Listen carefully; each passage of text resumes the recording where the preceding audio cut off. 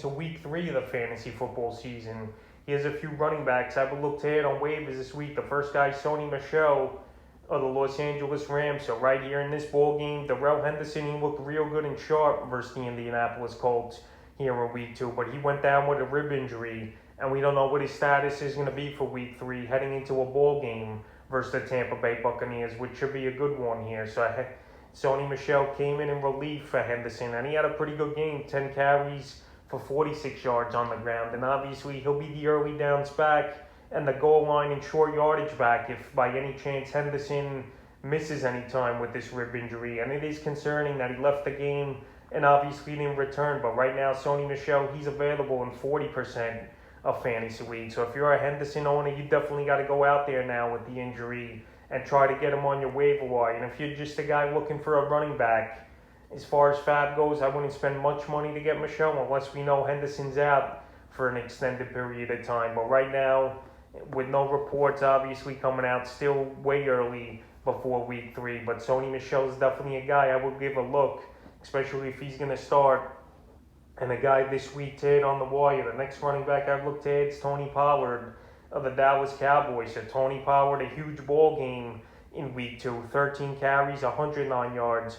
And a touchdown, and then he added 3 catches for 31 yards. So in fantasy PPR leagues, that's a 24-point fantasy day here for Tony Pollard. And right now, he's looked like the better running back, in my opinion, in the first 2 weeks of the season here for the Dallas Cowboys. I know Ezekiel Elliott, he had a touchdown as well. But Pollard, he looks quicker off the edges running the football. He's better at finding the holes as well. And he's just a faster runner, in my opinion, and a better running back catching the ball out of the backfield. So right here, obviously Zeke Elliott's still going to get his 15 to 20 touches a game, but Tony Pollard, he played a pretty big role obviously in this game and made a few big plays for this Cowboy team. Now he's available in 47% of fantasy leagues, and if he's out there, he's a guy you must own, because if Ezekiel Elliott does go down with an injury or loses some more playing time, this guy could be a top 15 running back the rest of the season, especially running behind that Dallas O-line. So give Pollard an ad if he's out there in your league. The next running back's James White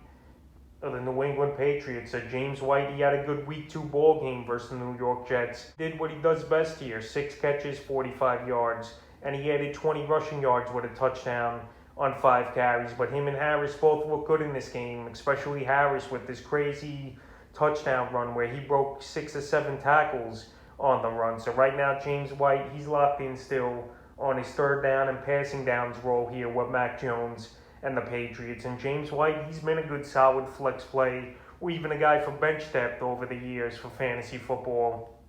And the first 2 weeks of the season, he's been pretty solid. Also in week 1, 12 rushing yards, 6 catches, 49 yards. He's been a good scat back, a good check down guy.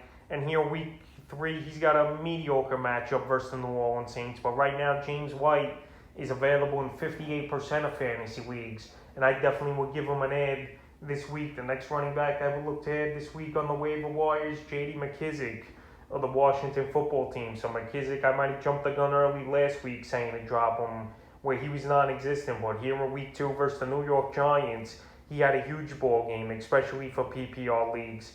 4 carries, 10 yards and a touchdown, and his specialty is receiving the ball. 5 catches, 83 yards in that one. So right here, McKissic back in the offense once again as a good pass catcher. And right here, this Washington football team, they're going to be in a lot of games where they're going to have to throw the football a lot. And next week's going to be one of them at a Buffalo Bill team that just shut down the Miami Dolphins 35-0. And Washington, I could see him getting down early and often in this ball game where they're going to have to throw the ball a lot, and where McKissic's going to be in there a lot, lining up obviously in the backfield or lining up in the slot as a receiver. So right here, he's a player that can make plays, and he's a player available in 71% of fantasy leagues. And week 1, he only had 8 rushing yards and 1 target, but now I think with Heineke in there, they're going to have J.D. McKissic as more of a wide receiver running back type of player like we saw here in week 2. And in week 3, they're going to have to throw the ball a lot at Buffalo. So I would give McKissic an ad in the 5th and final running back.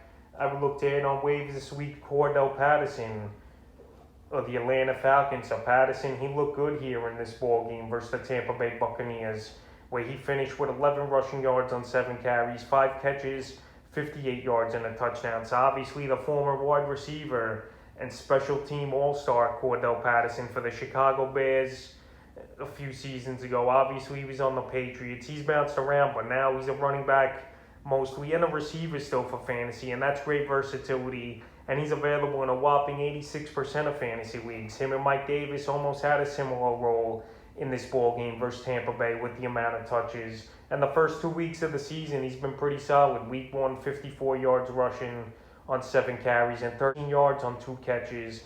And like I mentioned at Tampa, and here in Week 3 at the New York Giants, they're going to use him pretty well. And the Giants defense, they've been vulnerable to running backs the first couple weeks of the season here. And Patterson, with his odd versatility in fantasy football, he's a player I definitely would go out there and add this week here because he could play multiple positions. He's playing a decent role and he's contributing so far. So that's a few running backs I would look to add on waivers this week for Week 3 of the fantasy football season.